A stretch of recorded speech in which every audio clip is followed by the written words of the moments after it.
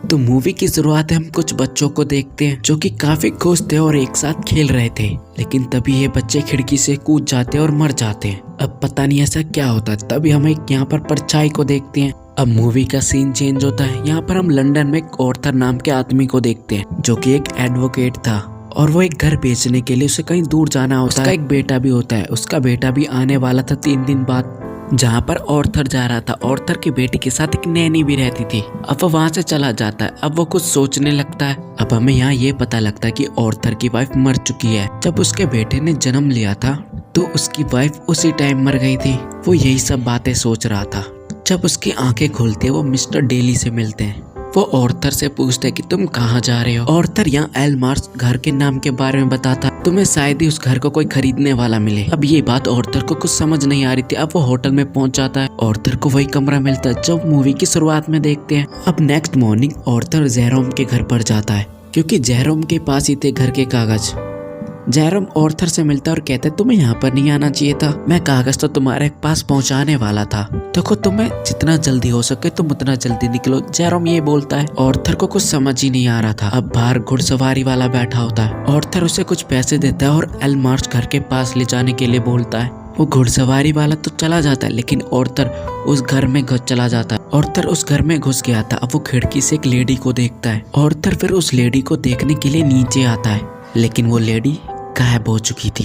Arthur आगे भी बढ़ता है लेकिन लेडी नहीं मिलती। अब वो वहाँ से निकल जाता है। फिर हम देखते हैं तो बच्चे एक लड़की को लेकर आते हैं और कहते हैं इसने कुछ खा लिया है, लेकिन हम तभी देखते हैं वो लड़की की मौत हो जाती है और ऑर्थर कुछ कर ही नहीं पाता।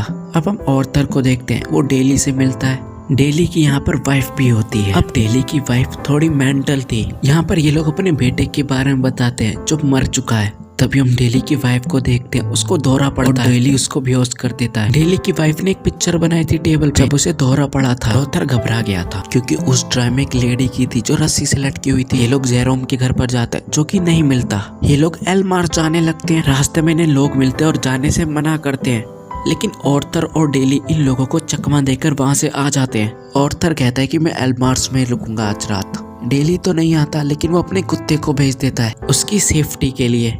अब हम ऑर्थर को देखते हैं। वो घर में सारी मोमबत्तियां जलाने लगता है। तभी ऑर्थर को यहाँ पर बहुत सारे लेटर मिलते हैं। अब वो उनको पढ़ने लगता है। अब यहाँ पर ये पता लगता है कि पहले इस घर की मालिक एलिस नाम की एक लेडी और ये लेटर लिखने वाली जेनेट नाम की एक लेडी है, जिसमें लिखा था कि एलिस ने उसके बच्चे को अडॉप्ट कर लिया था। एलिस का कोई बेटा नहीं था और इसमें यह भी लिखा है कि जेनेट को ये साबित कर दिया था कि वो मेंटल स्टेबल है, वो अपने बच्चे को नहीं संभाल सकती। एलिस जेनेट को मिलने भी नहीं देती थी अपने बेटे से। यहाँ जेनेट का डेथ सर्टिफिकेट मिलता है जिसमें उसकी मौत किसी रस्सी से लटकने से हुई। जेनेट ये भी बताते कि उसकी बेटे की मौत दलदल में गिरने से हुई थी। एलिस बचा सकती थी लेकिन उसने अपने आप को बचाया। फिर हम ऑर्थर को देखते, वो घर में गेट को खोलने की कोशिश करता है। जब वो नीचे से कुल्हाड़ी लेने के लिए जाता है तो वो गेट खुला हुआ मिलता है। ऑर्थर ये देख के घबरा गया था। अब वो धीरे धीरे करके आगे बढ़ता है। तभी उस कमरे में कुर्सी हिलते हुए दिखती है। ऑर्थर उस कुर्सी के पास पहुंचता है। तब वो कुर्सी हिलना बंद हो जाती है। अब यहाँ पर ऑर्थर को देखते दीवार पे कुछ लिखा हुआ है, You could have saved him। तभी ऑर्थर बाहर देख रहा है। बहुत तेज बारिश होने लगी थी। उसी बारिश में एक लेडी दिखती है ऑर्थर को। तभी ऑर्थर को कुत्ते की भौंकने की आवाज आती है जो कि मेन गेट पे खड़ा होकर भौंक रहा था। ऑर्थर फिर उस लेडी को बाहर देखने के लिए जाता है तो वहाँ पर कोई नहीं दिखता। तभी अचानक से मरे हुए बच्चों की आत्मा दिखती है ऑर्थर को। ऑर्थर काफी घबरा जाता है और वो गेट बंद कर देता है। तभी ऑर्थरों को पैरों के निशान दिखते हैं। जब उनका पीछा करता, जब वो ऊपर देखते तो वहाँ पर एक लेडी फांसी में लटकी हुई दिखती है। जेनेट का मरा हुआ बेटा भी दिखता है। ऑर्थर काफी घबरा गया था। तभी डेली आ जाता है। सुबह हो चुकी थी। वो डेली को सब कुछ बताता है लेकिन डेली कुछ नहीं मानता। जब वो गांव जाते तो वो देखते कि जेरम के घर में आग लग गई है। ऑर्थर उसकी बेटी को बचाने के लिए जाता है लेकिन उसकी बेटी ने अपने आप को जला दिया था।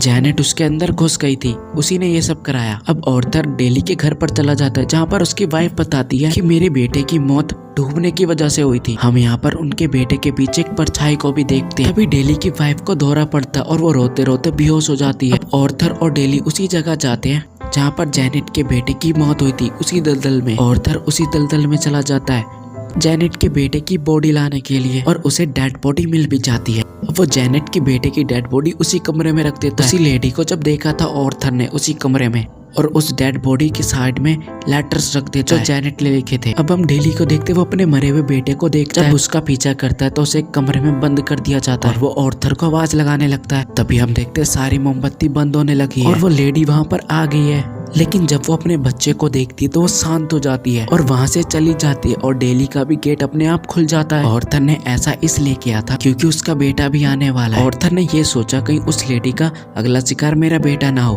अब वो जैनेट की डेड बॉडी के पास उसके बेटे की डेड बॉडी रख देता है। ये लोग सोचते कि सब कुछ ठीक हो गया। ऑर्थर का बेटा अगले दिन आ जाता है उससे मिलने के लिए। अब ये लोग लंदन जाएंगे।